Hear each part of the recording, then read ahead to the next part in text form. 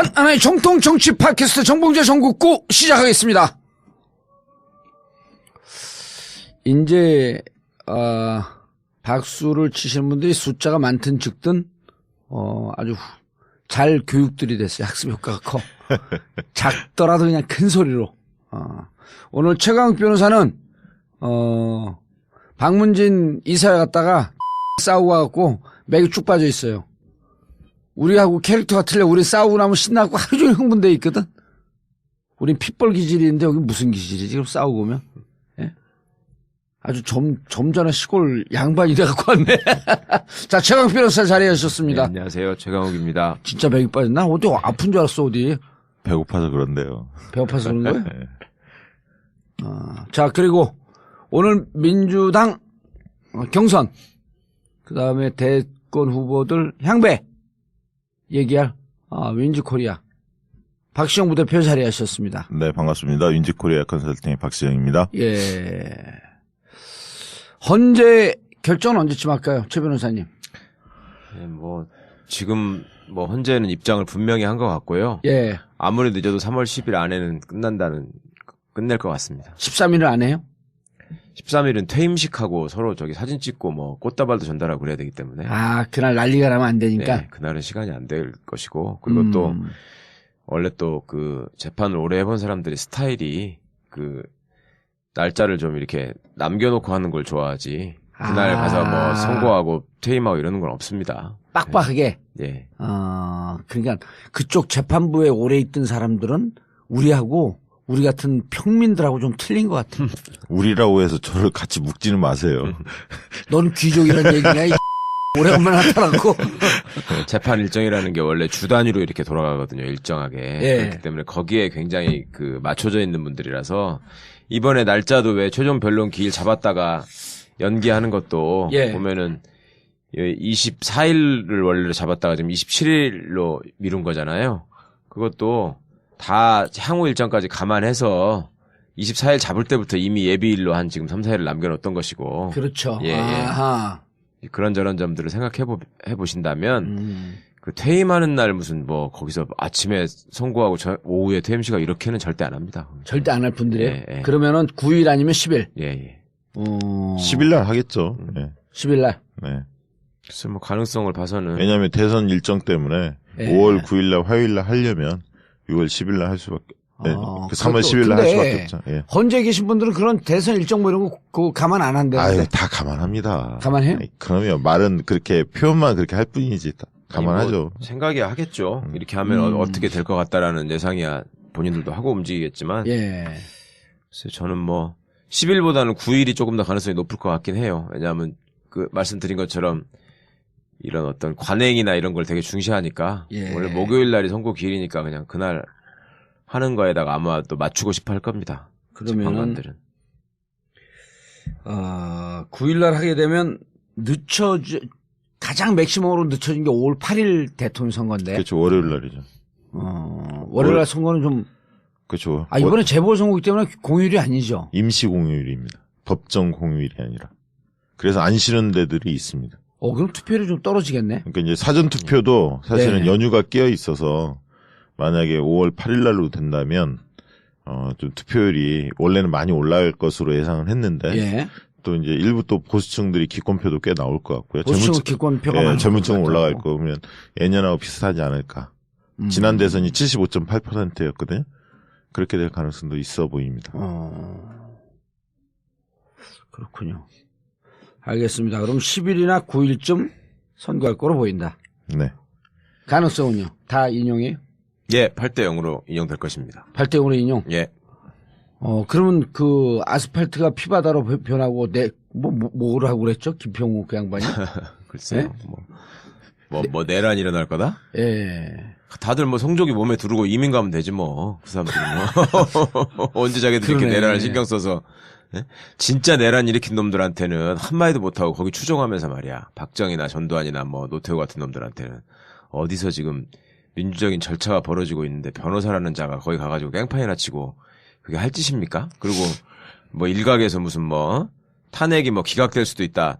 그 자기들 하는 태도를 통해서 이미 기각 여지를 다 없애버렸어요. 그러니까 기각하려고 그러는 사람들도 그거 보니까 안 하겠더라고.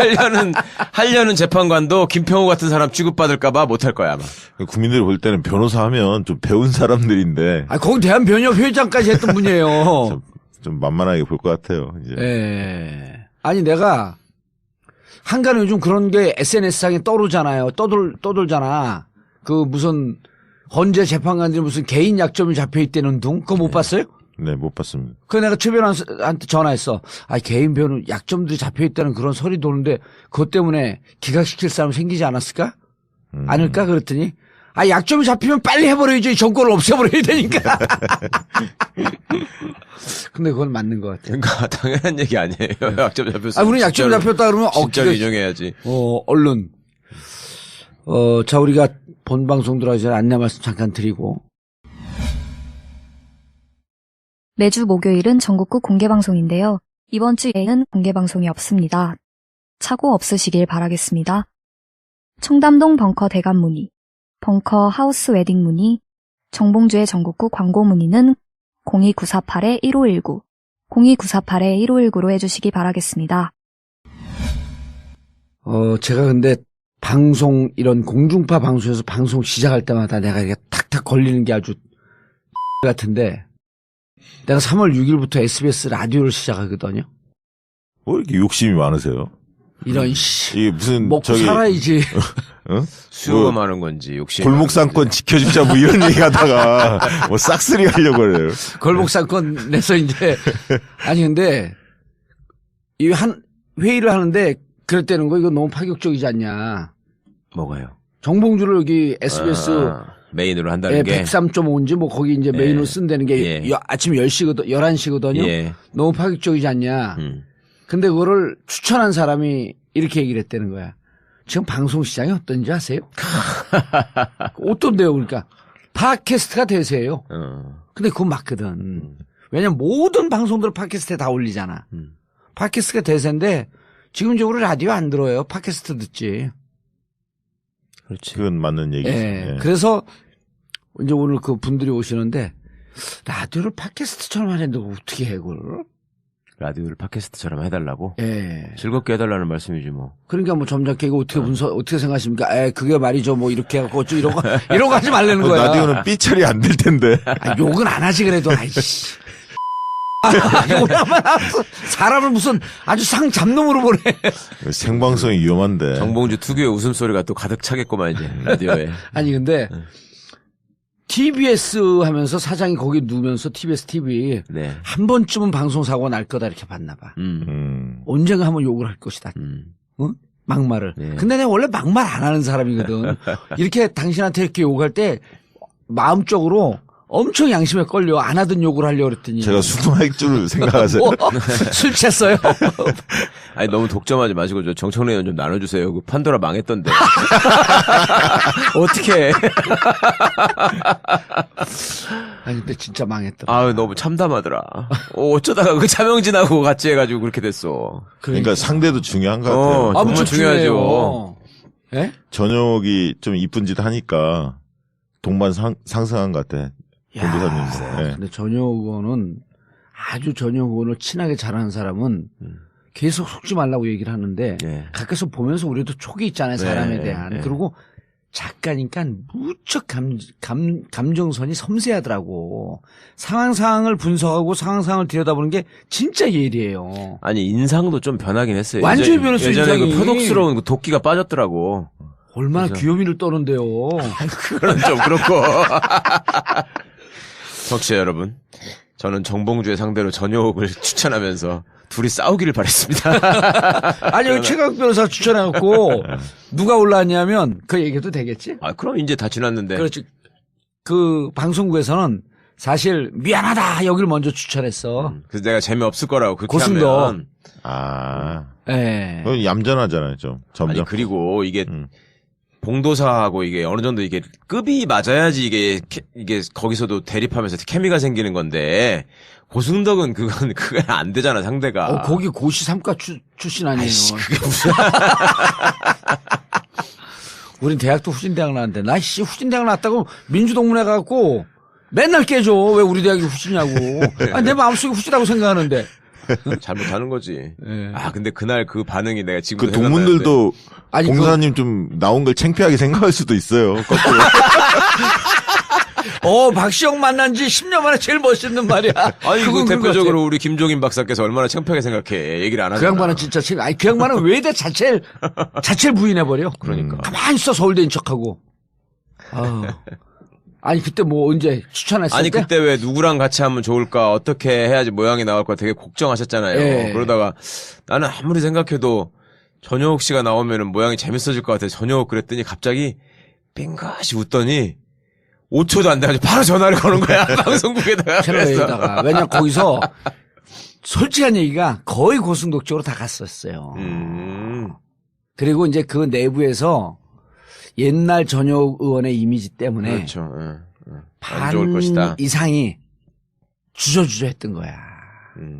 근데 그 전에 뭐 박근혜 대통령에 대해서 뭐 여러 번 이야기한 게 있었잖아요. 그렇죠. 사실. 그리고 자기가 SNS에서만 비판하고 방송국은 안 나왔었거든.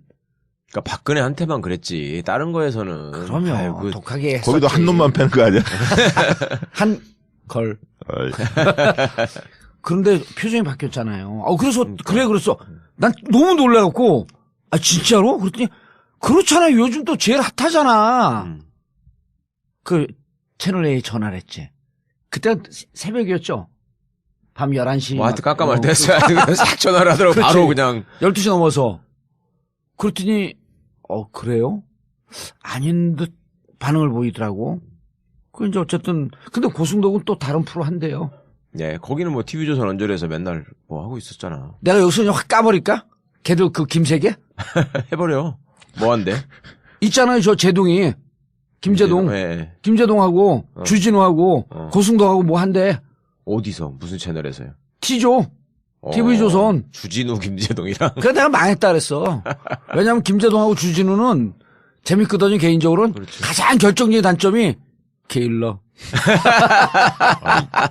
종편이 너무 이렇게 줄을 서네. 그러면. 너무 노골적이네. 너무 노골적이야. 네. 근데 잘하고 있다고 그랬어요, 제가. 나는 사드 우리 사드 갖고 싸웠잖아, 한번. 채널 A에서. 그거를 우리 주장을 편집 안 하고 이렇게 거의 내보내는 걸 보고, 물론, 안영환 전혁 의원 주장도 많이 냈죠. 근데, 통일운동을 오래 한 사람이 그 외부자들 보고 전화 왔어. 채널 A가 드디어 미쳤나 봐요. 우리 사드 주장을 어떻게 그렇게 다 내보내냐. 우리가 그랬거든. 미국이 우리를 지켜줄 거라고 하는 사드는 미신이다 그랬잖아. 근데 그게 사실 센 얘기 아니에요. 예. 그걸 내보내더라니까. 그러니까 줄 서는 거지 그게. 줄 서는 걸까? 이럴 때일수록 조심해야 합니다. 종편조차 네. 살겠다 그렇게 하는 마당에 MBC만 유일하게 지금 계속 알박기에 나서고 있잖아 지금. 그러니까. 오늘 사장 새로 뽑았어요? 뽑고 신입사원들을 또 더 뽑아가지고 더 그 비율을 말하자면 늘리고. 일자리 창출. 자기를 세를 공고히 하려고 그러는 거지? 그렇죠. 그 정권 그러니까 바뀌고 한번 거기를 싸우겠다. 소위 애국 일베 진영의 그 본거지 방송으로 만들기로 했대. 그래서 SNS 보니까 그 빨갱이는 죽여도 돼. 뭐 이거 쓴 일베 스님이 있다면서요. 예. 그 사람은 황당하던데 스님이 그런 걸 들고 있는 걸 보면서 거기 뭐 MBC 기자인가? 뭐 이런 사람 같이 찍은 사진. 제3노조라는 애들이 같이 사진 찍고 네, 황당하더라고요. 연일 MBC 앞에 가가지고 지지 시위하고. 정말로. 참. 야, 그런데 정권이 바뀌면 그거 안 무너질까? 그러니까 정권이 바뀐다고 하더라도 옛날에 이명박이가 정현주 사장 몰아낼 때처럼 이상한 짓거리를 하지 않는 한 예. 일단 사장이라는 게 한번 뽑히면 임기가 보장되기 때문에 법을 개정하지 않고서는 쉽게 내보내기가 어렵잖아요. 그런 건 내보내는 건 나한테 맡기세요. 그 자꾸만 적법하게 하려고 하니까 이 적법이 문제야, 적법이. 우리 합법적으로 할 건데. 합법적으로 끌어내리면 돼요. 하여튼. 본인이 사퇴하게. 그러니까 그렇게 뭐 할 수 있으면 좋겠습니다만은 네. 모르겠어요. 하여튼 별로 방송 심각성에 대한 또 이런 또 공영방송 개선에 대한 어떤 이런 거에 대한 의지가 별로 없는 것 같아요. 우리가 뭐 야당은 우리가 정권 잡으면은 뭐 당연히 나아지지 않겠냐 이렇게 생각하는 것 같은데 자연빵으로는 안 돼요. 그럼요. 그런 순진한 생각을 하면 안 되는데 자연빵으로 안 돼. 진짜 안 돼. 자, 민주당 경선 들어가시죠. 오늘까지 몇 명 됐어요? 오늘 27일 월요일 한 105만 정도 됐을까요? 100만 넘었죠, 이제. 100만 원 넘었을 것 예, 같습니다. 100만 예. 넘었는데 지금 속도가 어떻습니까? 파죽지세입니까? 아니면 깔짝깔짝 들어옵니까? 그 거의 이제 20일 날 월요일 날 오픈할 때. 아니요 15일 날 오픈을 했는데 예. 20일 날 월요일 때 가장 많이 들어왔어요. 그때 하루에 15만을 찍었습니다. 그 뒤로는 10만 그리고 이제 8만 이 정도를 찍고 있거든요. 예. 그러니까 꾸준히 시간당 한 6천 명 정도가 들어오고 있어요. 아니, 이제 우리 방송 그래서 나가서. 이제 한 18만 명 정도 하루에? 예, 8만 명 가까이가 꾸준히 들어오고 있는 상황입니다. 우리 근데 이제 방송 주말에는 좀 줄고요. 나가면, 네. 나가면 사람들이 이러거든. 우리나라 사람들이 임박해갖고 들어오려고 그러거든. 네. 그런 경향성인데 이제 우리 방송 나가서 적극적으로들 지금 민주당 그 경선 선거인단 들어가라. 이 방송 나가면 난 또 확 늘 것 같은데. 그렇죠. 방송에 예. 영향이 있겠죠. 그러면 이게 1차 모집이 탄핵 3일 전까지입니다. 예. 그러니까 만약에 탄핵이 10일 날이다 그러면 7일까지. 아, 그럼 탄핵 일자, 이거 선거 일자는 미리 발표를 해줘요? 며칠쯤에 해줘요? 아니 뭐 할 수도 있고 안 할 수도 있는데 하는 게 원래 원칙이죠. 예. 언제 그 전날 선거하겠습니까? 하진 않겠지. 네, 그건 아니고 변론 종결하면서 원래 그 기일에 선거는 언제 하겠습니다 이렇게 하는 게 원래 정석이죠. 하도 감옥 갔다 온 지가 오래되니까 기억이 가물가물하네, 이제. 그래서 지금 탄핵 그 전에 들어온 분들, 3일 전에 한 분들이 1차 모집을 왜 중요하냐면 1차 모집이 예. 그게 이제 광주, 충청, 부산, 서울 이런 식으로 순회 경선을 하는데 예. 거기에 이제 반영이 돼요. 그러니까 탄핵 3일 전에 들어온 사람들은 자기가 거주지가 호남이면 호남에서 까는 표에 합산이 됩니다. 근데 이 탄핵이 가결되고 2차 모집을 일주일 정도를 지금 계획하고 있거든요. 예. 그때 들어온 분들은 거주지 불문하고 서울 경선 마지막 경선에 표를 까게 돼 있어요. 그러니까 순회 경선에 영향을 못 줍니다. 그래서 내가 만약에 충청이나 호남이나 부산, 예를 들면 영남권이라면 그 전에 순회 경선할 때 반영되는 게 더 의미가 있잖아요. 자기 표가. 네. 왜냐하면 드라마가 그렇죠. 네. 이어지니까. 그렇기 때문에 가능하면 3월 한 5, 6일 전에 가입할 수 있는 분들은 적극적으로 가입하시는 게 굉장히 중요합니다. 아, 이 양반은 그 중요한 얘기를 왜 이제 해? 이제 불러놓고 한 3주 전에 불러놓고 아니, 지금 나는 나오고. 이게 네. 빨리 해야 된다고 계속 그러더라고. 그래서 예. 야, 그거 천천히 하지 뭐 빨리 하냐. 어. 근데 중요한 얘기가 있네. 네, 중요합니다. 자, 그 탄핵이 9일이나 10일 날 발표가 되면 3일 전, 부분. 네, 11일이 되면 7일이나 6일까지. 그래서 네. 이 방송 듣는 분들이 3월 5일까지 일단. 그렇죠. 3월 5일 정도면 되겠죠? 네, 그렇죠. 그때까지는 네, 다 3월 5일까지는 경선 선거인단에 들어가야지. 특히 광주 호남 분들, 네, 충청권 분들, 네, 그다음에 영남권 분들. 네, 이분들은 1차 호남에서 먼저 하고 네, 2차 충청에서 하고 3차 영남에서 한단 말이에요. 그렇죠. 그래서 여기에서 미리 반영을 할라 치면 3월 5일까지는 가입을 해라. 네, 그럼 나머지 그 지역에 계신 분들도 탄핵 이후에 가입하게 되면 그것은 모두 다 수도권 경선으로 들어가는 거다. 그렇죠.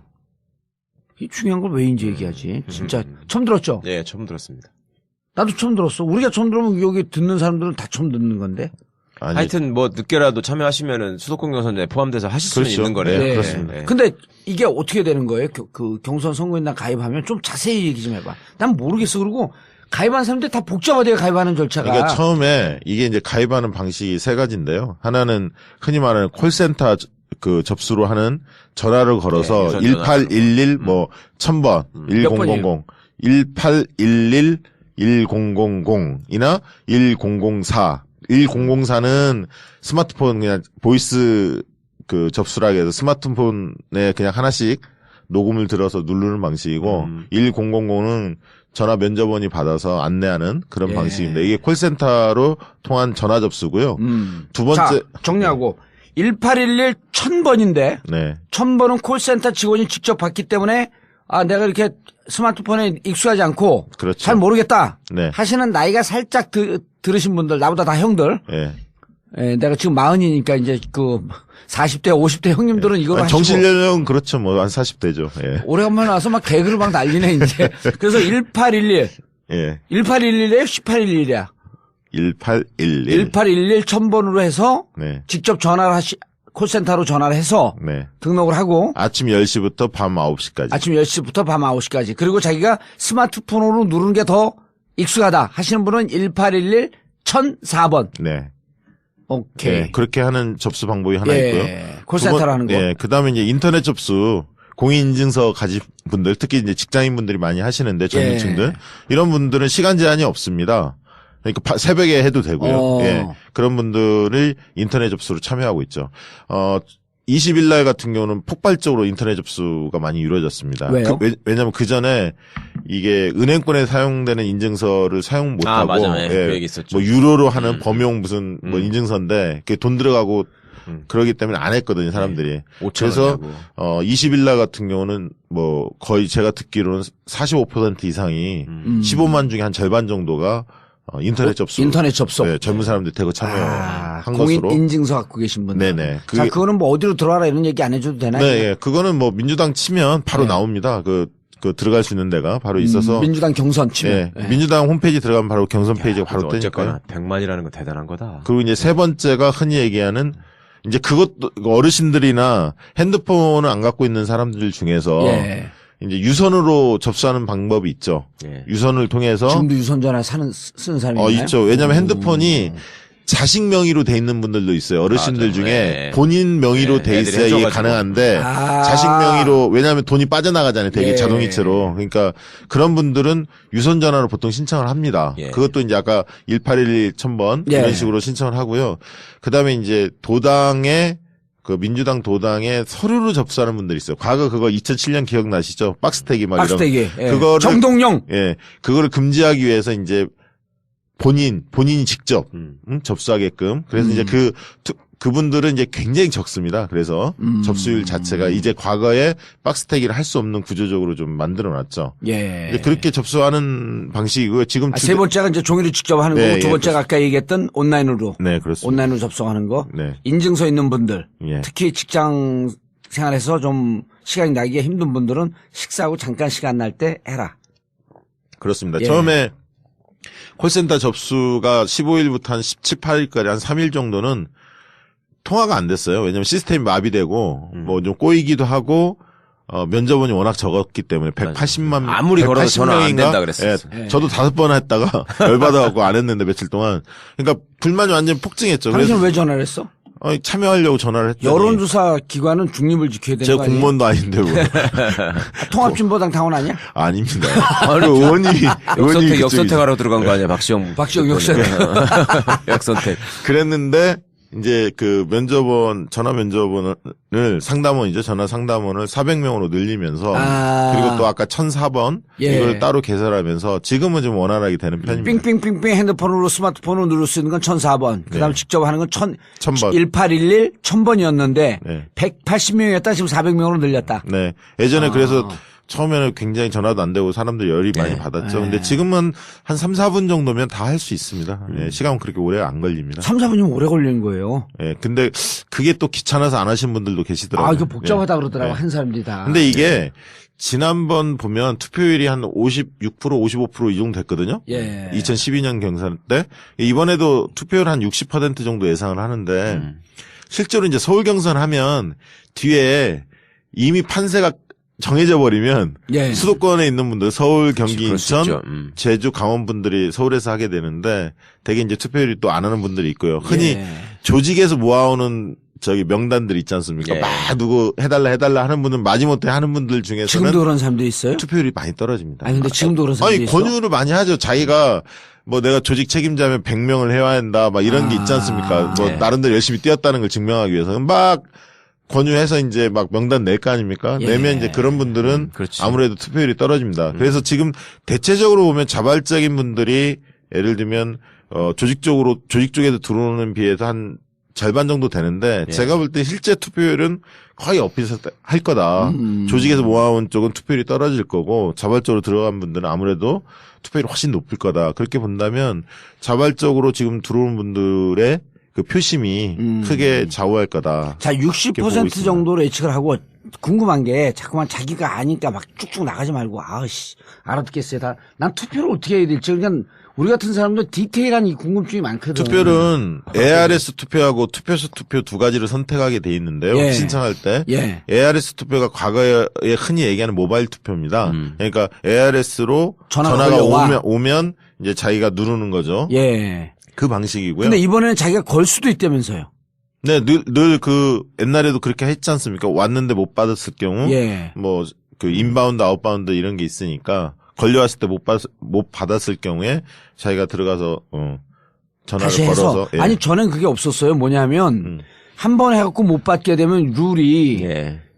2번인가 또 더 하고, 3번인가 더 하고 이런 규정을 정해놓거든요. 네. 근데 그래도 못 받으면 그냥 무효표가 돼버린 거였어. 아니요, 과거에, 그거는 아주 오래된 내가 얘기고요. 국회의원 한지 오래됐잖아. 네, 그 뒤에 이제 당대표 선거나 이렇게 할 때, 예. 3번을 콜을 가고요. 그럼 3번 또 못 갔죠. 받으면, 그 다음날, 자기가 신청할 수 있습니다. 자기가 전화로 해서. 예, 예. 그럼 ARS로들 많이 신청을 하겠네. 그렇죠. 대부분 다 ARS ARS 로 투표입니다. 하겠죠. 왜냐하면 네. 투표소 투표로 하는 경우에는 그 시구청이나 그 군청 있지 않습니까? 지자체에 한 곳을 정해서 거기서 투표를 하는 겁니다. 전국에 240군데? 예, 거기에 이제 다중이 이용하는 서울 예를 들면 시청이라든가 광화문 광장이라든가 이런 상징적인 곳을 많이 이용하는 곳에 일부 좀 몇십 개 놓습니다. 네. 그래서 제가 듣기로는 260여 개 정도를 투표소가? 투표소. 그렇기 때문에 아무래도 불편하죠. 거기까지 가야 하니까. 그러니까 대부분은 그게 딱 ARS 하루 투표를 해요? 합니다. 투표소 투표를? 하루? 투표 자체는 하루는 아닙니다. 예. 그게 정확히는 투표소도 모르겠는데 며칠 열려 있겠네요. 예, 열려 아. 있습니다. 며칠은 열려 있는데 하루는 아닙니다. 예. 하루는 아니고 근데 이제 유선으로 전화하는 분들은 투표소 투표예요. ARS 투표를 못 합니다. 모바일 유선은? 투표. 네, 유선은 예. 그리고 현장 접수하신 분도 투표소 투표입니다. 근데 인터넷 접수나 아까 콜센터 콜센터를 접수하는 사람은 자기가 선택하게 돼 있는데 대부분 다 ARS 투표 하겠죠. 편리하니까요. 예. 그렇죠. 자, 그러면 일단 등록을 했잖아요. 네. 뭐 권유로 등록을 했든 아니면 본인이 직접 등록을 했든 이 등록한 사람들이 관심을 갖고 언제 이게 벌어지나라고 하는 것을 계속 팔로우 하고 있어야 되잖아요. 근데 지금 이제 언제 광주 경선이 언제냐 이거는 아직 안 나온 이유가 탄핵이 예. 언제 이루어질지 모르기 때문에 일정을 잡을 수가 없습니다. 그래서 이제 탄핵이 확정이 되면 그때부터 이제 아까 얘기했듯이 한 일주일 정도를 추가 모집을 하고 예. 그 사이에 이제 TV 토론이 막 붙습니다. 후보들. 네. TV 토론이 거의 당에서는 한 8회 정도를 생각하고 있는데요. 왜냐하면 이제 공중파 한 4군데, 지역 경선을 하니까 4군데 이렇게 요구를 하고 있는데 어떻게 될지는 모르겠습니다. 후보 간 협상도 있기 때문에. 어쨌든 그런 과정이 있고, 그 다음에 이제 광주 경선부터 잡히는 거예요. 예. 근데 이제 아직 그 탄핵 일정이 명확히 정해져 있지 않기 때문에 경선 일정이 정확히 나와 있지는 않죠. 순서만 그렇죠. 나와 있을 네. 뿐이죠. 자, 그러면 일단 탄핵이 됐어요. 네. 탄핵되기 3일 전까지 1차 모집이 끝나고 탄핵이 됐어 오늘. 네. 그럼 내일부터 일주일간 또 추가 모집한다. 추가 모집. 네. 그러니까 1차 모집 때 거의 다 끝나는 거네 어찌 보면. 그러니까 1차 모집이 지금 예상하기에는 150만에서 한 180만 정도까지는 들어올 거다. 들어올 거다. 그리고 이렇게 보고 2차 모집은 탄핵이 됐기 때문에 열기가 더 고조돼서 더 많은 사람이 들어올 수도 있는데 그래봐야 2차 모집은 일주일간이다. 네, 짧기 때문에 2차 모집하는 방식은 똑같고. 예, 똑같고요. 한 50에서 50만에서 6, 70만 이 예. 정도 예상하는 것 같습니다. 제가 질문 잘하고 있죠? 다 너무 어렵게 얘기해. 다 난 아는 뭐- 내용 아니에요? 알아요? 최 변호사 알아요? 아니 뭐 저는 어차피 투표를 할 수 없는 사람이기 왜요? 때문에 별 관심이 없었는데. 나도 안 되지. 걸러낼 방법이 아무것도 없어요. 안 되지. 아니 투표를 해도 걸러낼 방법이 없어요. 봉도사를. 봉도사는 걸러낼 그렇다. 방법이 없어요, 지금. 모르겠다. 예. 네. 이름 보고 걸러내지 않을까? 이름을 밝혀 자기 이름을? 이 실명이 전화 접수하면 이제 밝히지. 정봉주가 혼자예요? 전국에? 북한 가봤어요? 김정은 한 명밖에 없는 거? 이 아저씨가 지금 뭐 대한민국이 어떤 나라인 줄 알아? 그래서 지금 아스팔트에 피바다 사실 만들. 문제가 있는 게 공무원들도 사실은 원래는 안 됩니다. 안 원래 된다고 가입이 안 안내했잖아요, 되는데 당에서. 안 되는데 가입해도? 가입해도 막을 방법은 없죠. 파악할 방법이 없습니다. 만약에 이게 조직적으로 들어온다면 이게 도덕성의 문제는 되겠지만 그냥 개인이 들어왔을 때 특별히 어떻게 막을 장치는 없습니다. 그러니까 나중에 혹시 불이익을 받을까봐 그러는 거지. 예. 황교안이 대통령이 만약에 당선되면 여기 이제 아이씨, 공무원 딱지가 다 튄다. 어떻게 그런 얘기를 해갖고. 공무원에 참여한 사람 찾아내가지고 이제 정치 중립 위반인데 뭐 이런 식으로 징계하겠다고 나오면. 최 변호사. 네. 그런 얘기 하면서 좀 쪽팔리지. 황교안이 되게 너 황교안 너무 무시하는 것 같아. 아니 요즘 저 잘 나가고 있어요. 뭐요? 홍준표 몸값을 난 준비한 줄 시키요. 그러니까 나는 홍준표 뜨고 있습니다. 완전히 양당에서 서로 데리고 가려고. 홍준표가 황교안을 막을 줄은 몰라서 또. 아니 홍준표 소원 푸는 것 같아. 그러니까. 대통령 후보 한번 되는 게. 참나. 자 그래서 탄핵이 되고 그 일주일 동안 모집하는데 일주일 동안 모집하는 것은 지금까지 얘기했던 방식과 똑같다. 네. 그런데 그 일주일간 모집한 그분들은 지역 선거인단으로 들어가는 것이 아니고 수도권 선거인단 공개할 네, 때 합쳐진다. 같이 공개. 왜 그러냐면 일정 때문에 그런 거예요. 일정 때문에. 왜냐하면 선거인 명부를 확정을 지어야 되잖아요. 지역 경선이 예. 들어가려면. 그렇죠. 그러면 그 전에 모집된 사람들을 예. 선거인 명부를 확정을 지고 안내를 해야 하는데 예. 시간이 촉박하기 때문에 그렇죠. 2차 모집은 마지막으로 들어올 수밖에 없는 거예요. 서울 경선에. 예. 그럼 지금 당에서 생각하는 일정이 탄핵 결정일을 기준으로 며칠 안에 최종 후보를 선출을 끝내겠다는 건가요? 이게 지금 결선 투표를 5일 정도로 상정을 해놓고 있어요. 그럼 결선 투표? 결선 투표 안 하는데? 그러니까 과반수 안 남았을 때 결선 투표인데 그러니까 이 아저씨가 일자 여론조사 기간 맞아? 아니 결선 투표를 그러니까 결선 기간을 투표가 없다고 확보를 해놔야죠. 아, 확보를 해놓고. 확보를 해놓습니다. 그게 5일이에요. 예. 5일이고 결선 투표가 하는 자격 조건이 뭔지 아십니까? 자 퀴즈를 내볼까요? 그러니까 1차. 선거인단에 내가 참여한 사람 누구나 할 수 있다. 아니면 선거인단에 참여한 것뿐만 아니라 투표를 했던 1차 투표를 했던 사람만 결선 투표 자격을 부여한다. 1번, 2번 뭡니까? 오, 헷갈리죠? 모처럼, 아니, 헷갈린 게 아니라, 모처럼 어려운 질문을 들고 왔네. 예? 1번. 밥값 하네, 이제. 맨날 밥만 무라지게 처먹어도 되더니. 1번이에요? 2번이에요? 뭐, 뭐 아, 기억도 내가 안 1번 나. 했으니까 2번이라고 해 그냥. 뭘 했는데. 좋아, 2번 나는. 저기 신청한 사람 예. 누구나 할 수 있습니다. 아, 다 대상이 돼? 할 1차 수 투표 안 있어야지. 해도? 예. 그럼 이제 역선표가 나왔네. 투표 안 하고 40% 가만히 있어. 결선 투표할 때 싹 들어가. 아우, 난 이거 뭐, 역투표? 역선택. 역선택. 그 말하는 평론가 나 죽이고 싶어, 그냥. 아니 근데 그걸 한번 사례를 들어볼게요. 제가 2012년에 예. 그 안철수 문재인 단일화가 있었잖아요. 예. 그 단일화 과정이 있었지 않습니까? 2012년에 이 아저씨야, 난 감옥에 있었지. 아, 모르는구나. 그럼 잘 좀 몰라, 그러니까. 잘 새겨 들으세요. 설명을 해드릴게요. 그러니까 단일화 협상을 했을 때 실질적으로 예. 그 여론조사를 해보면 예. 임박해서 역선택이 나타났습니다. 왜 그러냐면 자 설명을 드리면 오. 전 국민이 알잖아요. 예. 문재인 안철수 단일화는 대통령 선거를 두고 하는 거기 때문에 예. 모든 사람들이 관심을 가져요. 근데 관심을 갖는데, 자 잠깐만. 그런데 자, 예. 아까 무슨 얘기했다? 광고 앞에 무슨 얘기했었지? 2012년에 2012년. 안철수 문재인 안철수 후보 단일화가 그 협상이 막 이루어졌잖아요. 예. 그걸 앞두고 각 캠프가 조사를 할 거 아닙니까? 예. 내가 유리한지 저 사람이 유리한지를 여러 가지 조사 내용을 이렇게 바꿔보기도 하고 시뮬레이션을 해보는데 단일화 앞두고. 이게 한 열흘 앞두고 일주일 앞두고는 역선택이 별로 없었어요. 그러니까 지지율이 나름대로 쭉 보여요. 어떻게 움직이는지. 예를 들면 35%면 35% 계속하고 40이면 40%. 예, 거기서 한 2, 3%가 예. 움직이지 확 튀지는 않았어요. 나름대로 예를 들면 문재인 후보가 쭉 좁혀가는 과정이었거든요. 그 전에 한 4, 5% 차이가 났다가 한 2%, 1% 이런 식으로 좁혀가는 누가 이기고 있었어? 안철수 후보가 근소하게 앞섰을 오. 때였습니다. 한 1, 2%까지 이게 좁혀갔는데 예. 이게 한 3, 4일 앞두니까 막 나오잖아요. 언론에서 며칠 날 할 거다 막 이런 얘기가 나오잖아요. 그러니까 그 당시 이제 막 여론조사들 많이 해볼 거 아닙니까? 언론에서도 해보고. 예. 해보니까 이제 완전히 왜곡되는 거예요. 음. 갑자기 틀어져요. 음. 막 조사를 해보면. 좁혀지다가. 예, 왜 그러냐면 그거는 이제 정말 떨어뜨리고 싶은 사람을 하더라고요. 그게 무슨 얘기냐면 이게 총선이나 비중이 크지 않고 그다음에 언제 하는지도 잘 모르고 예. 이런 경우에는 역선택이 거의 없습니다. 여론조사 해보면 예. 아주 뭐 1% 내외에서 그 움직이는 1, 정도의 2% 많아봐야 2%는 예, 거 그렇습니다. 아니에요? 근데 대선은 음. 다릅니다. 그게 날짜가 거의 예측이 되잖아요. 후보 단일화 막 협상하고 뭐 이러면 며칠 날 이게 있기 때문에 그 전에 막 움직입니다. 워낙 중요한 선거이기 때문에. 그래서 이번에 보면 역선택이 없느냐 저는 있다고 봐요. 예. 왜 있냐? 자 보수가 유일하게 해볼 수 있는 카드가 그렇죠. 예, 예. 사실 탄핵하고 이 민주당 경선에 개입하는 거예요. 개입해서 왜곡시키는 거. 예, 삼지대 오. 합종연행 이거 다 물 건너갔잖아요. 누가 예, 봐도. 그 예. 두 가지밖에 없는 거예요, 사실. 그 다음에 이제 안보 이슈 이거 건드는 것도 쉽지 않을 거라고 보여지고요. 예. 그러면 탄핵하고 민주당 경선 개입하는 것밖에 없는데 때문에 민주당 경선에 굉장히 관심을 많이 가질 수밖에 없었죠. 그리고 민주당이 완전 국민 경선제로 다 열어버렸는데 이게 사실은 원래 오픈 프라이머리 취지잖아요. 그렇죠. 이게 같은 네. 정당끼리 같은 시기에 해야 역선택을 방지할 수 있는데 네. 이게 법 개정이 안 됐거든요.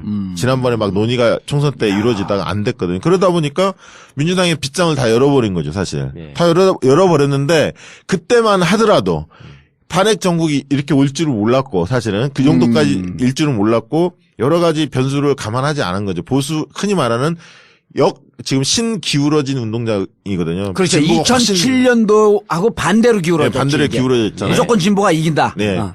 그러니까 그런 상황이기 때문에 보수가 장난칠 여지가 상당히 많아진 겁니다. 오. 이게 이제 만약에 지형이 팽팽했다면 역선택 별로 걱정 안 해도 되는데 지금 그런 상황이죠. 그러기 때문에 실제로 이제 조사를 해보면 경선 참여 의향이 있느냐라고 물어보면 물론 민주당 지지층이 점유율로 보면 한 60% 정도가 나옵니다. 예. 그러나 타당 지지층이나 무당파들이 한 40%를 차지하고 있어요. 거기에 무척 높은 거죠. 예를 지금. 들면 이념 성향별로 분석을 하면 진보가 한 50%를 차지하고요. 어디에? 그 40% 아니 중. 전체 100으로 놓고 보면 예. 점유율로 보면 구성비로 보면 진보층이라고 응답하는 사람들이 한 50%, 중도가 한 35%, 보수라고 응답하는 사람들이 한 15% 정도를 오. 차지합니다. 그렇기 때문에 그 사람들이 물론 다 들어왔느냐 아직 확인할 방법은 없고 의향만 이렇게 한번 물어보면 의향만 물어보면. 예, 여론조사상 그렇게 잡힌다는 거죠.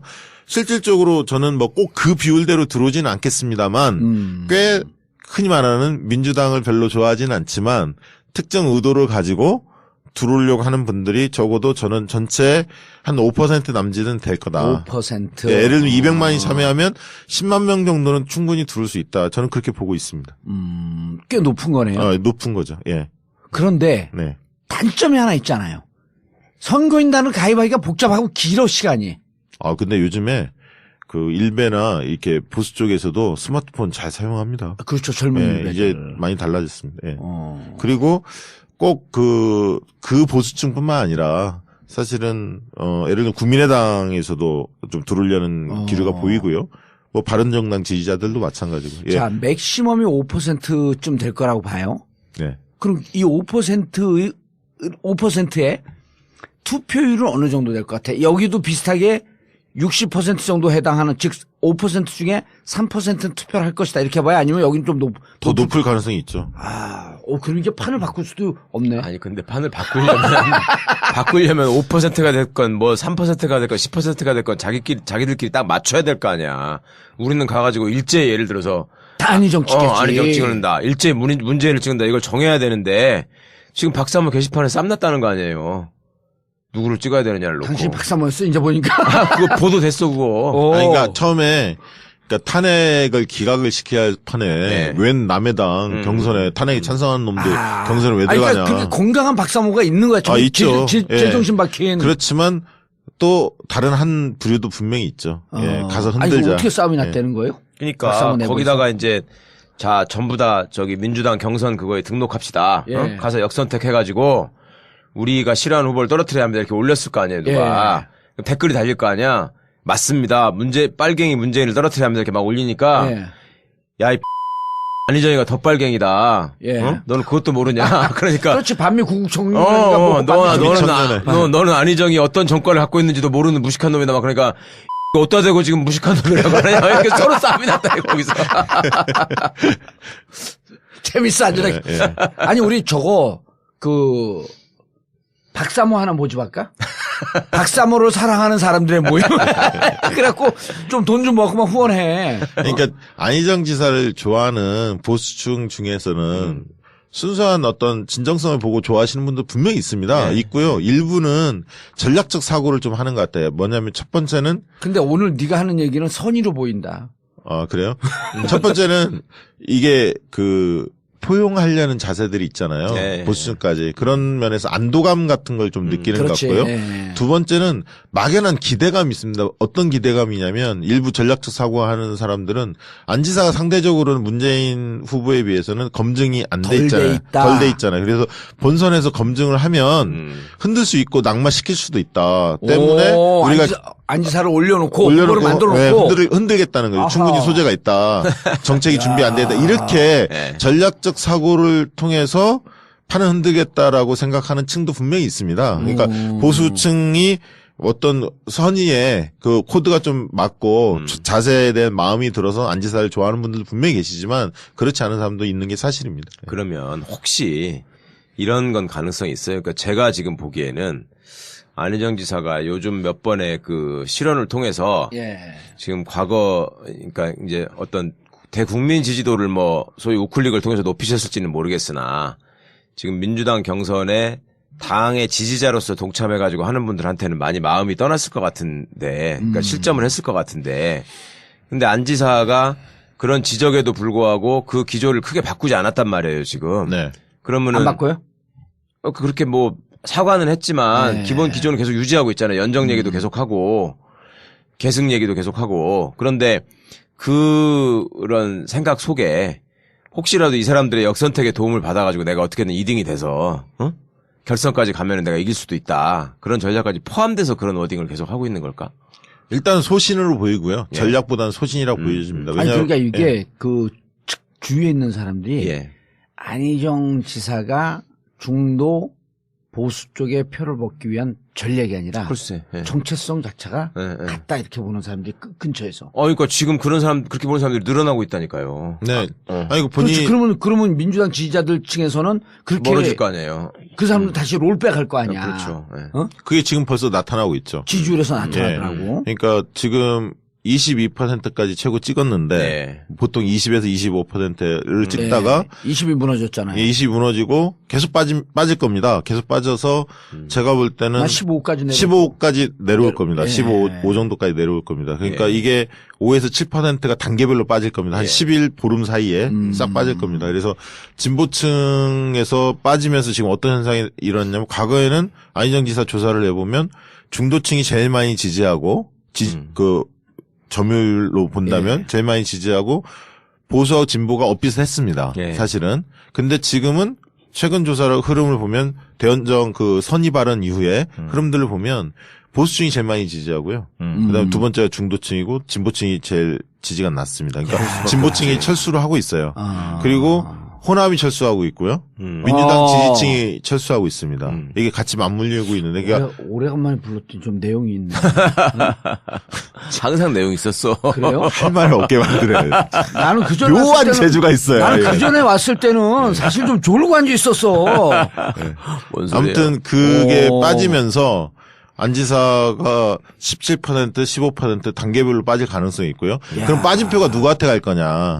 이게 일부는 한 2, 3%는 문재인 전 대표한테 갑니다. 그리고 예. 또 한 2%정도는 이재명 시장한테 갈 것 같습니다. 예. 왜냐하면 그 안 지사의 표를 분석을 해보면 사람들은 착각하는 게 반기문 전 총장이 낙마하면서 그 표를 다 얻은 거 아니냐. 이게 제일 많을 거다. 부정비로 보면. 예. 그런데 실제 분석을 해보면 과거부터 안희정을 지지했던 분들은 한 4, 5%밖에 안 되잖아요. 그렇죠. 조금씩 예. 계속 올라오지 않았습니까? 예. 거기서 예. 안 머물고 한동안 있었잖아. 한동안 있다가 막 7, 8, 막 10 이렇게 계속 올라왔는데 가장 많이 뺏어온 표는 사실 문재인 전 대표 표였어요. 예. 그리고 두 번째가 이제 반기문 표, 그다음에 안철수 표, 이재명 표 이런 표였거든요. 근데 그 문재인 표 중에서는 1위가 문재인 표를 뺐었고 2위는 반기문, 반기문, 3위 이재명, 안철수. 이재명, 거의는 안철수. 엇비슷하고요. 예. 이런 표를 뺏었습니다. 그러면 문재인 전 대표 표가 빠졌어야 하는데 왜 안 빠졌냐 이렇게 볼 수도 있잖아요. 사람들이 예. 궁금할 예. 때. 계속 20%부터 연말에 30%까지 꾸준히 올랐거든요. 예. 근데 반면에 문재인 전 대표는 안철수 표를 많이 뺏어왔고요. 그다음에 또 반기문 표를 뺏어왔고 이재명 표를 뺏어왔습니다. 그러니까 사람들 볼 때는 지지율이 겉으로는 똑같지만. 겉으로는 똑같지만 그 안에서 한 70%의 그 문재인 지지층은 견고합니다. 그 층은 안 바꿔요. 계속 지지 의향, 충성도라고 얘기하죠. 네. 그 층이 거의 한 70% 되고 30%는 상황에 따라 움직이는 표예요. 여기로 갔다가 또 다른 표가 이리 오기도 하고 원래 그렇습니다. 그러니까 그런 측면에서 안희정으로 가 있던 과거 문재인 지지층이 일부가 다시 문재인으로 빼갈 가능성이 있다. 그게 하고 있다. 그리고 하고 지금 있고 하고 있다. 있고. 또 일부는 이재명 쪽으로 가고 있고요. 그래서 안 지사의 지지율이 17, 15 이런 형태로 갈 가능성이 있다. 조정이 되면서 15에서 머무를까 15에서 더 빠질 위험성이 15 정도에서는 꽤 머무를 가능성이 그렇죠. 있고요. 그러면 이재명 시장이 지금 한 10% 수준이거든요. 한 7, 8에도 요즘 조금 조금 올랐습니다. 올랐어. 10% 정도로 올랐는데 10한 2% 정도까지는 치고 나갈 가능성이 있어요. 그러면 이제 문 대표는 거꾸로 한 35%를 찍을 가능성이 있고 안희정 지사가 15에서 17, 16 뭐 이 정도에서 머무를 가능성이 있고 이재명 시장이 또 12 정도에서 이 싸움 흔히 얘기하는 이 싸움이 또 벌어질 가능성이 있습니다. 그러니까 안희정 지사가 확 뛸 때는 1위가 누구냐 1위 싸움으로 갔는데 이제는 2위 싸움으로 벌어질 가능성이 있죠. 예. 그럼 민주당 내에서 네. 이거를 이제 좀 봐야 되는데 250만이에요. 자, 투표율을 60% 하게 되면 150만쯤에 이 150만이 누구를 찍는 것과 무관하게 민주당 지지 경향성을 보이는 사람들이 몇 프로쯤 투표를 할 것 같아요. 아까 얘기했잖아요. 이게 아니, 집중을 얘기했어? 집중을 안 얘기했어? 하시고 민주당 지지층이 한 60% 정도가 된다는 거예요. 아이, 그건 지금 그냥 조사해본 거고 투표했을 때 결과가. 결과가 그렇지. 실제 투표자 중에는 몇 실제 프로일 거 150만 아니야. 중에. 실제 투표자로 보면 나는 질문을 제대로 이해를 못하고 날 까네, 이게. 실제 더 투표자는 올라가겠죠. 한 70% 정도 될 겁니다. 그렇지. 예, 그럼 예. 70% 되게 되면 몇 명이냐? 몇 명 기준으로 70%예요? 150만 명. 150만 기준으로 예. 105만. 105만이야? 예, 예. 그럼 100만쯤 보자 이거야, 100만. 예? 지금 민주당 지지가 거의 한 45% 정도 되잖아요. 정당 지지도 예, 자체가 워낙 높으니까. 자, 근데 투표한 사람들 중에 70%밖에 안 될까? 난 한 80%쯤 나올 것 같은데. 이제 과거보다 좀 높을 거예요. 네. 과거에는 막 박스떼기 하고 막 이렇게 왔으니까 투표율이 더 낮은 거고 예. 상대적으로 좀 높을 거라고 보여지고요. 이 안 지사가 왜 경선에서 고전할 가능성이 있냐면 제가 그 얘기를 좀 아니, 드릴게요. 내가 뭐 질문하고 조금 더 하고. 네. 자, 그러면 70%를 일단 100만으로 봅시다. 네. 100만이 민주당, 150만 중에 100만이 민주당 경향성인 사람들이야. 네. 100만이. 예. 이 100만의 분포는 어떻게 될 것 같아요?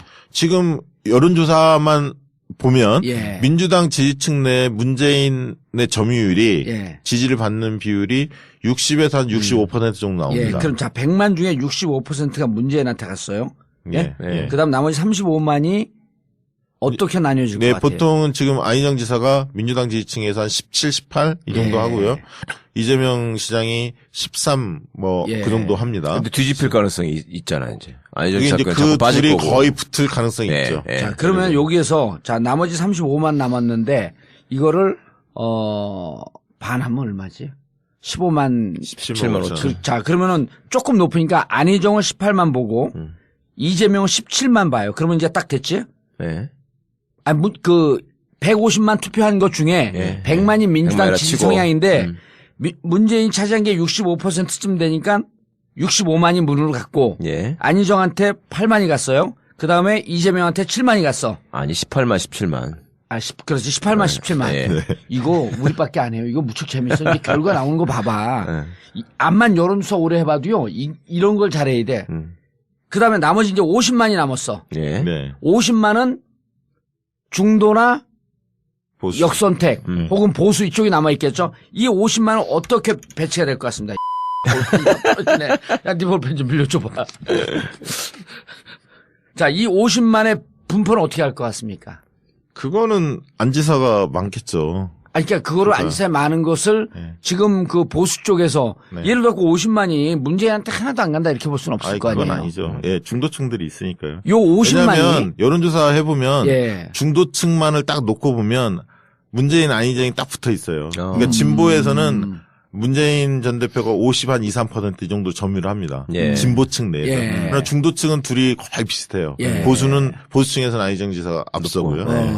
자, 그러면 이 중에 이 50만 중에 이재명한테는 어느 정도로 할까? 이게 중도 보수 쪽이라고 봤을 때. 이재명 시장은 그렇게 여론조사보다는 저는 훨씬 더 득표율이 높다고 보고 있거든요. 그러니까 열성 지지자들이 상당히 근데 많습니다. 이미 아까 17만밖에 안 줬는데. 아니 그건 여론조사 상이고. 예. 그러면 여론조사에다 플러스해야 할 게 뭐냐면 각 후보 지지층의 어떤 충성도. 오. 결집력 이거를 감안해서 가중치를 적용해 줘야 합니다. 가중치하면 그러면 이렇게 볼 수 있을까요? 이재명이 35만 중에 민주당 지지 성향이야. 다시 계산해갖고 이재명에게 한 23만. 네. 17만씩 좀 올린 거야. 한 6만 좀 올린 거야. 충성도 때문에. 그러게 되면 안희정한테 12만. 안희정은 충성도 때문에 욕망이 빠진 거예요. 아니, 왜냐면. 그렇게 빠지진 않을 것 같아요. 그렇게 안 빠질 것 같아. 네. 또 다시 해, 그럼.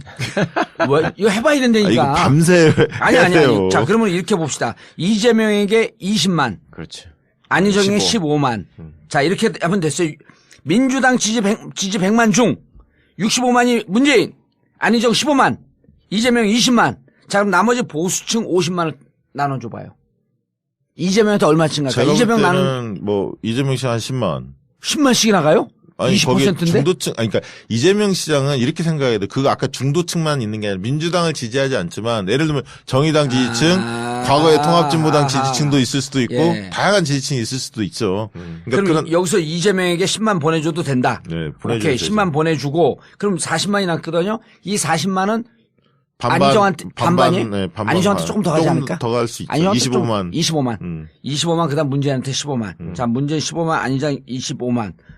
그러면 자, 계산 나왔습니다. 문재인이 80만. 예? 네. 문재인이 80만이에요. 150만 중에. 네. 그다음에 안희정 40만. 네. 이재명 30만. 네. 80만이면 150만 중에 몇 프로야? 반이 넘죠. 60%. 많이 높죠.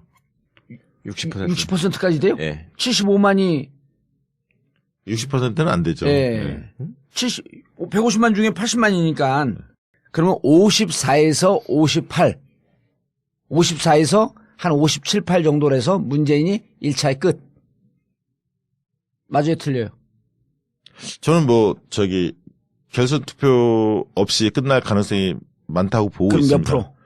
저는 제 예측은 50한 7, 8% 이거 정도. 당신 준 대로 계산한 거거든? 기껏 하니까 54 나오니까 57, 8로 왜 올려? 아니 이게 그 흐름이 광주 찍고 충청 찍고 영남 찍으면 대세가 수도권에서 쫙 다 지지층이 투표를 안 하기 때문에 예. 상대적으로 자, 올라갈 가능성이 그럼 더 이렇게 있다고. 보면 되겠네. 우리가 지금 순수하게 계산한 건 53.3, 그 54쯤 보고, 그리고 박시영 부대표가 예측한 57, 8, 그리고 54서부터 58 사이에서 1차 결론이 난다. 네, 그럴 가능성이 있어 보입니다. 이게 가장 정확한 계산 아니에요? 그냥 생각할 때도 1차에서 과반으로 끝날 거라고 생각하는 분들이 많은 것 같던데. 과반인데 또 우리는 네. 도사의 호칭을 갖고 있으면 몇 프로까지인지 맞춰야 되는데 54에서 58 정도가 맞겠네. 느낌이. 아니 제 주변 사람들을 얘기를 들어봐도 저를 포함해서 안희정 지사의 선의를 의심하지 않고 있던 사람들이 예. 말하자면 처음에 선의 발언 나왔을 때만 해도 어떤 좀 전략적 발언일 것이다 라고 예. 기대를 했다가 그 JTBC에 나가서 손석희 앵커하고 대담하는 것 때문에 맞간 사람들이 많아요. 많죠. 그다음 분노 논쟁. 분노 논쟁 때 내가 살짝 갔어. 나 원래 안희정 그 지지 측이었거든. 충격적인 거 하나 알려드릴까요? 네. 안희정 지사의 지지층을 분석해보면 예. 2012년 문재인 박근혜 할 때 그 투표층들 있잖아요. 예. 어떻게 분포돼 있을 거라고 짐작이 되십니까? 안희정 지지층에 문재인 찍었던 사람 반, 박근혜 찍었던 사람 반. 와, 딱 느낌 오지 그걸 뭘 물어봐 그런 걸. 진짜 도사인데. 네, 역시. 반만 가 있는 거예요. 맞습니다. 그러니까 의외로 우리 쪽 했던 사람들이 없어요. 그래서 문재인이 본선에 지출했을 때 가상대결 우리가 하지 않습니까? 뭐 황교안, 예. 안철수 뭐 3자대결 이렇게 예. 붙였을 때 안희정 표의 움직임이 어떻게 되냐면 문재인 표로 흡수되는 게 40% 정도밖에 안 됩니다. 나머지 황교안 쪽으로 가요? 아니 일부 이제 찢어집니다. 오. 안철수한테도 가고요. 황교안한테도 일부 가고요. 또 유보층도 있고요. 이게 찢어집니다. 그리고 야, 놀라운 반면에 사실이네. 이재명 후보의 표는 문 대표한테 얼마 본선 때 예. 얼마 가냐면 80에서 아닙니다. 50에서 60 사이가 갑니다. 거기도 80까지는 안 가? 왜 안철수 쪽으로 한 20도 빠지고요. 이렇게 빠지면 왜냐하면 국민의당 성향을 가진 비문 성향을 가진 분들 중에서 또 개혁적인 성향을 가진 분들이 있거든요. 그런 분들은 이재명 시장 지지하고 있습니다. 예. 자. 그래서 이제 흔히 얘기해서 산술적으로 다 뭐 껴안으면 될 거라고 생각하지만 이미 안 지사의 지지를 떠받치는 구조가 다국적군입니다.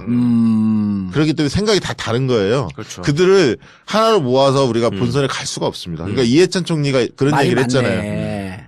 본선 가면 다 떠날 사람 다 떠나는 건 아니죠. 그러나 절반 이상은 떠날 사람이 있어요. 글쎄. 보수 측에 기대고 보수 측 의원 확정한다라고 하는 것이 환상이다. 예. 본선에 가게 되면 보수 측에서 안희정을 지지했던 사람들은 보수층에서 그분들은 다 떠날 표다. 그 환상 갖지 마라. 그러면서 세게 얘기하고 안희정 측에서 좀 섭섭해하니까 그 이후로 방송 출연 안 하시대. 섭섭할 만하죠, 상당히. 근데 왜 그러냐면 또 이해찬 총리가 아니 우리 나온다 그랬었어요. 네. 오늘 원래 나오는 날이었잖아요. 아니 근데 이제 나는 네. 사실 이제 이해찬 총리가 나오면 내용이 좋고 그런데 좀 일단 재미가 없어. 예? 그래서 이거 받을까 말까. 재밌게 하는데 만들면 되지 왜. 그래도 또 난 옛날부터 모시던 어른이니까 그 앞에서 뭐라고 못 그러겠더라고. 그런데 그때 그 방송을 오마이 팟짱이 어디 가서 얘기했죠? 진짜가 나타났다. 민주당 네, 거기서 네, 얘기했어요? 네, 네. 그래갖고 그렇게 알고 그게 있어요. 순위가 좀 올라갔어요? 그건 모르겠고 아무튼 거기서 발언하신 걸로. 네. 오마이뉴스도 자기들도 나서 했다 그러던데? 그래요? 두 군데 다 했구나, 그러면은. 그러고 난 다음에, 그 다음부터 방송 안 하겠다고 얘기했죠. 너무 반향이 커갖고, 네. 좀 불편하다 그러시더라고. 그러니까 지금 안희정 지사가 사실은 일관성 있게 그 얘기를 지금 하고 있잖아요. 예. 대연정 아무튼 이 부분이 그러니까 민주당 지지층한테 상처를 많이 줬죠. 그러니까 우리 후보 진짜 맞냐라는 생각들을 가지면서 이 강령집 얘기도 또 꺼내셨잖아요. 새누리당과 비슷하다. 똑같다, 크게 다르지 않다 이 얘기를 했는데 그건 상당히 당원들의 자존심을 많이 긁은 예. 발언이죠. 그러니까 참 안타까운 게 그 양반이 나름 그 생각을 기피하고 그 일관성을 유지하고 자기의 생각을 견제하려고 하는 그거는 좋은데 그리고 기본적인 말이 틀린 것도 아니에요. 보면은 뭐 민주주의의 성숙도가 중요하다. 그리고 정권이라고 하는 것이 어떻게 일방적으로 끌고 갈 수 있는 것이냐라는 데한 고민. 뭐 그런 거는 인정하는데 본질적으로 대통령 선거에 도전하는 사람이 시대 정신을 외면하는 것 같다는 생각이 자꾸 들어요, 저는. 그래요? 요즘 보니까. 나 시대 정신이 잘 모르겠어, 이 시대. 좀 알려줘. 대통령 선거에 제가 보기에는 이번 선거의 시대 정신은 촛불. 적폐청산이야, 적폐청산. 그 촛불의 민심 그거죠? 예, 예. 나 제대로 봤네. 정말 지겹게 국민들이 겪은 거 아니에요. 소위 한국 사회에서 배웠다, 가졌다, 높다 이런 놈들이 보인 그 아주 본질을 정말 지겹게 느끼고 이걸 어떻게든지 극복하는 지금 그 계기로 삼아야 된다 이렇게 지금 하고 있는 상황에서 아니 걔들하고 손잡고 연정을 해야 되고 걔들의 선의도 인정해줘야 되고 이런 얘기를 해버리니까 사람들이 마음이 떠나지. 나는 이 생각이 그렇게 보는데. 부쩍 들더라고. 뭐냐면 최 변호사하고 방송하면서 제일 크게 감명받은 게 그거거든. 사법 체계의 제도의 개편. 왜 군인들은 군 재판부에서 재판을 받느냐. 똑같이 받아야 된다. 무슨 특별한 것도 없고. 그러고 거기 주심 재판관은 법률 지식이 하나도 모르는 군 대장을 앉혀놓는다는 거 아니에요. 그래서 왜 그걸 안 했지? 그러니까 노무현 대통령 때 이걸 안 한 거예요. 제일 먼저 하겠다고 약속을 해놓고. 그럼 약속 안 지킨 거거든? 제일 먼저 한다 그러긴 했었어요?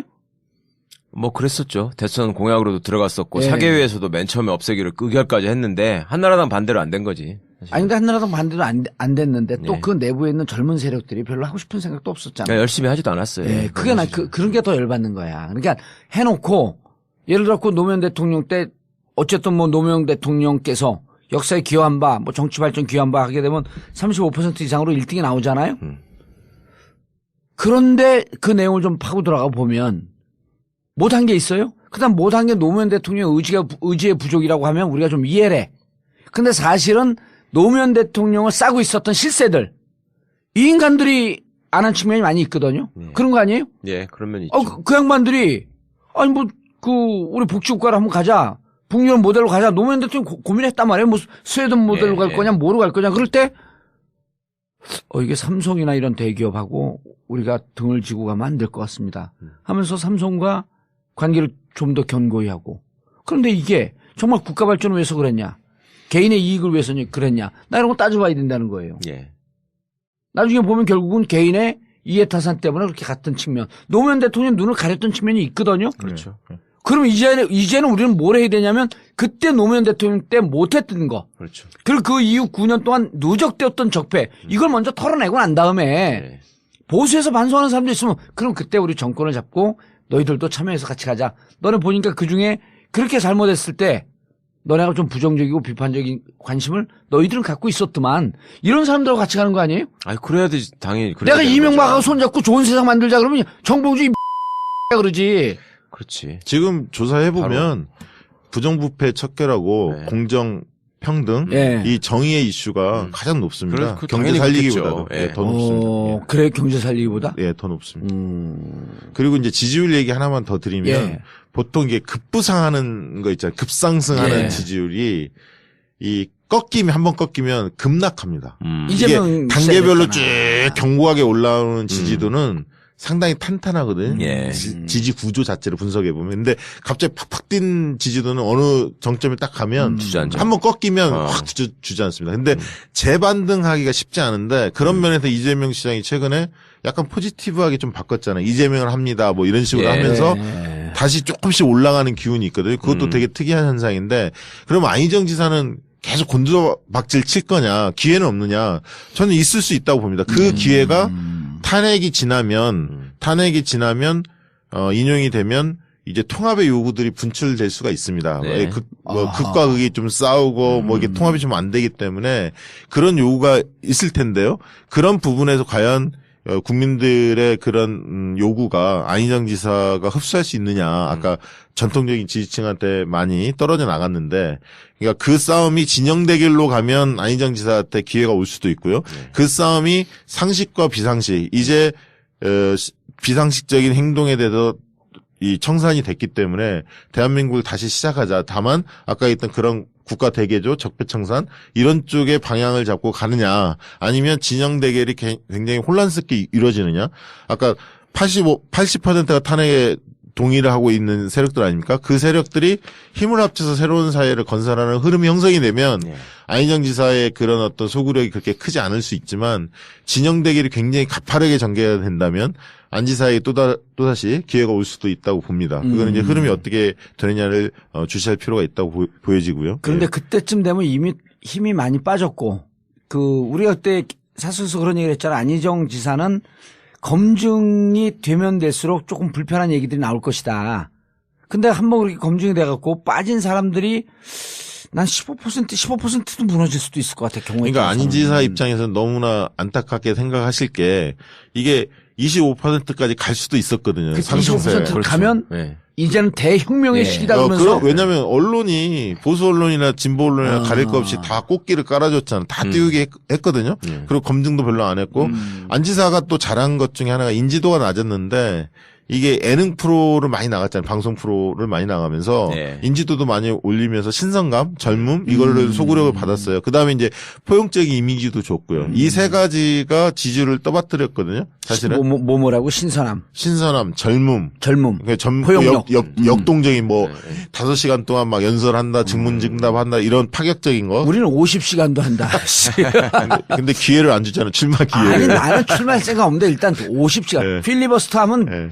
6박 7일은 한다. 오줌만 계속 싸면. 그래서 이제 포용적인 자세 이런 것들이 굉장히 이제 호감을 얻을 수 있었잖아요. 그리고 시대 교체라는 얘기도 좀 젊은 사람이 해야지 뭐 이런 그렇지. 것도 통해서 문재인 후보에 대해서 좀 거부감을 갖는 사람들의 마음을 얻은 거거든요, 사실. 예. 근데 이게 꼭지를 못 딴 거죠. 22 정도 왔는데 본인이 자초한 거죠, 깔딱고개에서 사실. 밀린 거지. 네, 선의 발언 등등 과거 대연정은 그냥 한번 실수했겠지 이러고 이제 뭉갰는데 사람들이 그냥 속에는 있었지만 꺼내지 않았는데 이게 이제 누적이 되면서 이게 전략이 아니라 소신이네 생각이 달라진 아니 거죠. SNS 상에서는 선의 발언하고 난 다음에 뭐라 그랬죠? 반어와 비유였었다. 네. SNS 상에 그렇게 올리고 19일 날 자기 캠프 갖고 또 뭐라 그랬냐면 난 그게 더 충격적이었어요. 내가 모시던 분이 떨어져 죽고 난 뒤에. 네.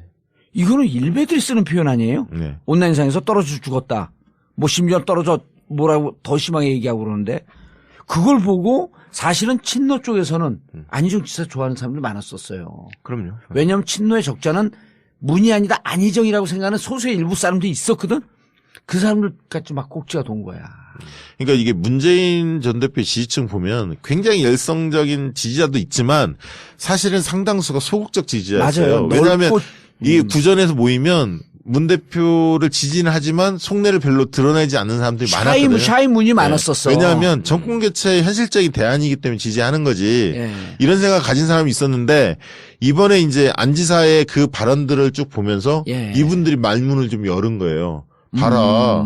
안희정보다 문 대표가 정체성이 맞지 않느냐. 예. 이 얘기를 이제 꺼내기 시작한 거죠. 아하. 그 소극적 지지자들이. 예. 그러면 우리 세 명의 결론이 결선 투표로 갈 것 같지는 않다. 그렇죠? 그럴 것 같습니다. 예. 광주 1등은 누가 될까? 문재인 전 대표가 2등. 할수 있죠. 문재인이지. 그럼 죄송합니다. 예. 이상한 걸 물어봤어. 2등 이재명. 2등. 이재명이? 광주에서. 네. 저도 그럴 것 같은데. 아. 지난번 출연했을 때 고재열 기자하고 서로 입장이 좀 달랐잖아요. 바뀌었죠. 예. 그때 고재열 기자는 안희정 얘기했고. 그래서 내가 오늘 고재열 이재명. 기자 불렀더니 거기 틀릴 거니까 부르지 말라고 까더라고 바로.